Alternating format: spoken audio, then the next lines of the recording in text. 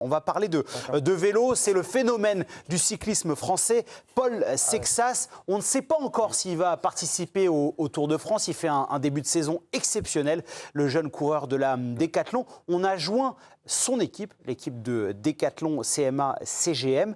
Pour l'instant, pas de décision prise pour le Tour de France. La décision sera officielle après Liège-Bastogne-Liège, c'est à la fin du mois d'avril. On rappelle que ce week-end, il va croiser pour la première fois cette saison Tadej Pogačar sur la Strade Bianche. On va tout de suite. Aller, là, on verra, on va en parler dans quelques instants. C'est le thème. Est-ce que vous comprenez la prudence de Décathlon? Non pas que je n'ai pas confiance dans vos qualités. Pierre, faut y aller, Pierre. En termes de vélo, mais on a invité Pierre Rolland, consultant à la chaîne L'Équipe sur le vélo. Est-ce que vous comprenez, Pierre, merci d'être avec nous, la prudence de Décathlon avec la participation ou non de Paul Sexas lors du Tour de France? Bien sûr, bonsoir à tous. Bien sûr qu'on comprend la prudence parce que Paul Sexas, pour faire un rapide résumé, c'est du jamais vu. C'est du jamais vu en France depuis plus de 20 ou 30 ans d'avoir un talent aussi précoce, d'avoir un talent où il y a de vraies et de réelles chances de victoire au classement général du Tour de France. On rappelle qu'il a que 19 ans. Il est né en 2006. Et il faut être prudent et patient. Alors les raisons pour lesquelles on retarde l'annonce de la participation ou non, je pense qu'on attend quand même ce week-end avec la première confrontation cette année avec le Slovène Tadej Pogačar qui est le champion ultime du cyclisme depuis quelques années. Juste Pierre, pour qu'on comprenne le potentiel, parce que peut-être que ceux qui suivent un peu moins le vélo, qui sont un peu moins spécialistes, à quel point Paul Sexas est particulier et à quel point du coup il est important de prendre son temps. Parce qu'on a, moi je pense tout de suite à la phrase de Mbappé, ne me parle pas d'âge, quand on est prêt, on est prêt. Pourquoi ça ne s'applique pas dans ce cas-là? Alors, Paul Sexas, il coche toutes les cases du cycliste ultime. C'est-à-dire qu'il est fort en montagne, il est fort en contre-la-montre, il est fort dans les descentes. Pour vous donner une petite idée, quand il a gagné ce week-end, il a fait le même temps d'ascension dans Saint-Romain-de-l'Air, qui devient une montée référent dans le cyclisme, la même montée que lors des championnats d'Europe quand Renko est titré. Il fait le même temps d'ascension et derrière il fait le record de la descente. Donc voilà, sa palette elle est complète. Les autres Français qu'on avait ces dernières années comme Thibaut Pinot, Romain Bardet et autres, il y avait toujours quelque chose qui manquait, soit c'était le contre-la-montre, soit c'était des conditions peut-être mentales, physiques pour Pinot. Là, il coche toutes les cases. Il faut rappeler que c'est du cyclisme, c'est un sport d'endurance.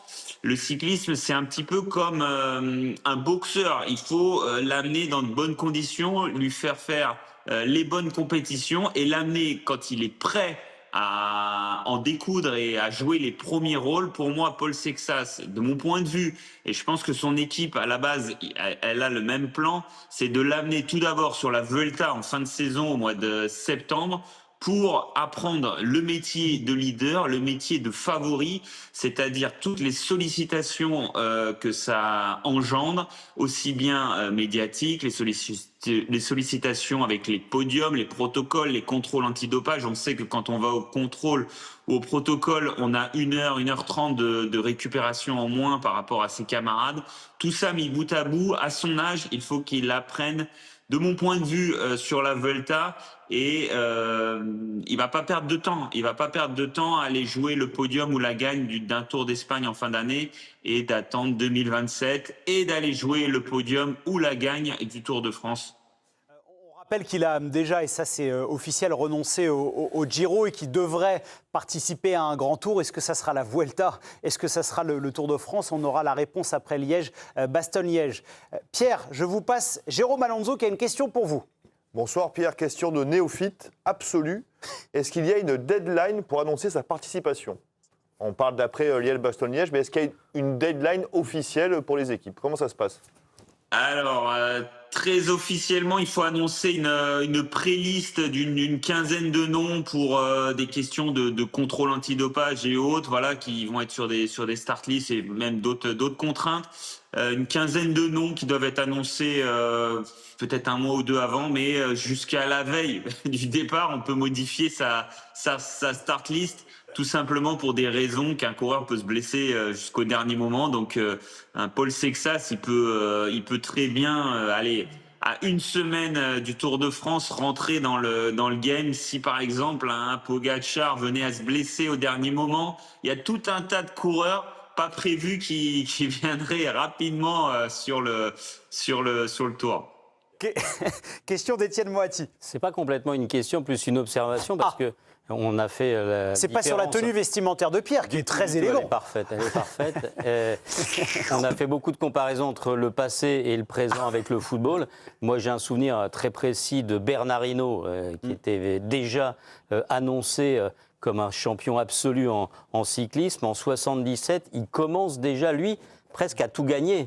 Je crois qu'il gagne le Critérium du Dauphiné, je crois qu'il gagne Gand-Wevelgem. Je veux dire, il est exceptionnel. Il fait 8e. Il est exceptionnel et il n'est pas aligné sur le Tour. Et il attend un an, 78, et pourtant, il est nettement plus vieux que Paul Sexas, parce que je crois qu'à l'époque, Hinault, il a 22 ou 23 ans déjà. Ouais. Bon, c'est une remarque intéressante. Allez-y, Pierre, pardon. Vous vouliez réagir? Ah oui, Bernard Hinault, c'était son manager, Cyril Guimard, avait décidé de ne pas le mettre sur le Tour et d'attendre vraiment de mettre Bernard Hinault sur le Tour une fois qu'il était en mesure de l'emporter. Et pour Paul Sexas, c'est la même chose. On ne peut pas envoyer Paul Sexas apprendre le Tour de France pour un accessible, pour jouer une étape. Il doit arriver sur le Tour de France pour sa première participation, pour jouer le podium à minima. Question de Fred Verdier, Pierre. Oui, Pierre, est-ce que tu crois vraiment que la Vuelta est envisageable et conciliable avec son calendrier? Parce que j'ai vu quand même qu'il était inscrit au Grand Prix de Montréal, au Grand Prix de Québec. Il a en ligne de mire les championnats du monde au Canada, avec la course en ligne, avec le contre-la-montre. Si vraiment il est là-dedans, il serait quand même douteux qu'il puisse faire juste avant ou même pendant le Tour d'Espagne. Ouais. Alors, Montréal, Québec, ces classiques canadiennes sont en même temps que la Vuelta. Donc, tout simplement, il va y avoir un choix à faire. Ce sera soit l'Espagne, soit les classiques canadiennes. Mais pour le championnat du monde, oui, il va y avoir une question parce que c'est vrai que c'est assez proche. Mais voilà, tout ça, ça va se décider avec les premières rencontres avec Tadej Pogačar. Je pense que tout ça, samedi, après l'Estrade Bianche, on va voir un petit peu plus clair si vraiment il est capable de suivre le Slovène très longtemps, jouer avec lui. Peut-être qu'on va anticiper son premier Tour de France, mais je pense pas que ça soit le plan de base.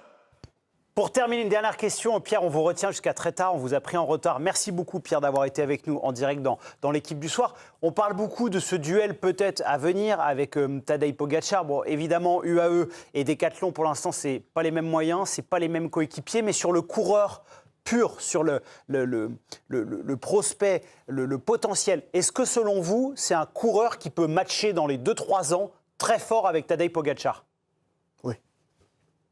C'est le plan, clairement oui. Il y a pas, s'il y a au jour d'aujourd'hui un coureur capable de le secouer, c'est Paul Sexas. C'est Paul Sexas qui doit à un moment donné mettre un push à Tadej Pogačar. C'est lui, c'est pas un autre. Il y en a pas d'autres qui ont ce potentiel. Comme dirait Marc Madiot, il l'a dit, c'est l'élu, le Messi, on l'attend tous, Paul Sexas. Et évidemment, on a hâte de savoir s'il sera sur le Tour et on espère, puisque s'il fait le Tour dès cette année, nous, on sera très excités. Merci beaucoup, Pierre Rolland, d'avoir été avec nous en direct dans l'équipe du soir, consultant vélo pour la chaîne L'Équipe. Pour conclure sur Paul Sexas, Ludo, vous voulez le voir dès maintenant, j'ai l'impression que vous avez râlé toute la séquence. Oui, il râle souvent. Non, mais je veux bien qu'on Non, mais il a raison, Pierre, c'est un grand professionnel. Pierre ou Paul? Les deux. Ou Jérôme. Je veux bien qu'on cartographie une carrière, mais le sport de haut niveau, ça se vit, ça se raconte pas en fait. Et tu sais pas ce qui se passera l'année prochaine. Est-ce qu'il aura des pépins physiques? Est-ce qu'il y aura un truc, une chute? Tu sais pas ce qui peut se passer. Il faut battre le fer pendant qu'il est chaud. Je regardais dans The Last Dance avec Jordan. Kobe Bryant, lors du premier All-Star Game, ne devait pas défendre sur Jordan. Et lui, il dit, mais non, moi je veux défendre sur Jordan, même si je vais prendre un bouillon terrible, mais j'ai besoin de sentir l'intensité, j'ai besoin de sentir à quoi je vais me confronter dans les prochaines lui met années. aller, quoi. Il faut aller toucher même s'il finit 10e sur son premier Tour de France, c'est déjà on bien, s'en hein. on s'en Il le fout dans finit les 10 pas. premiers. Voilà, on s'en Ah, mais fout. tu vois, ce qu'il Mais dit, il faut c'est que c'est pas leur philosophie. Ouais, mais Ils veulent l'envoyer quand il sera prêt. Ouais, programmer, quoi. ouais, mais tu sais jamais quand t'es prêt en fait. Et vous êtes né prêt? Toi, t'es prêt? Moi, je suis prêt tout le temps. Alors Non, juste, mais- je sais pas si vous avez entendu, puisque Ludo a une voix qui porte, je lui ai posé belle la voix question, savoir qui belle était le organe. plus grand professionnel, si c'était Pierre ou Paul. Et là, timidement, Nabil m'a regardé et il a dit ou Jacques. Jacques, ah oui. Pierre-Paul Jacques. Très Et ça, je peux pas accepter décemment quand je présente une émission. C'est le deuxième. C'est donc... J'avais encore une vanne pour Non. Ludo, mais Non, juste allez-y. avant le rouge. Allez-y. Non, mais toi, c'est surtout le bonheur dans le prêt, non? Ah d'accord, ok. Il est Il est mérité quand même. C'était dit, mon prêté. J'ai l'impression qu'il ne veut pas de remise de peine avec la blague. Hein. Nabil, un petit tour en prison.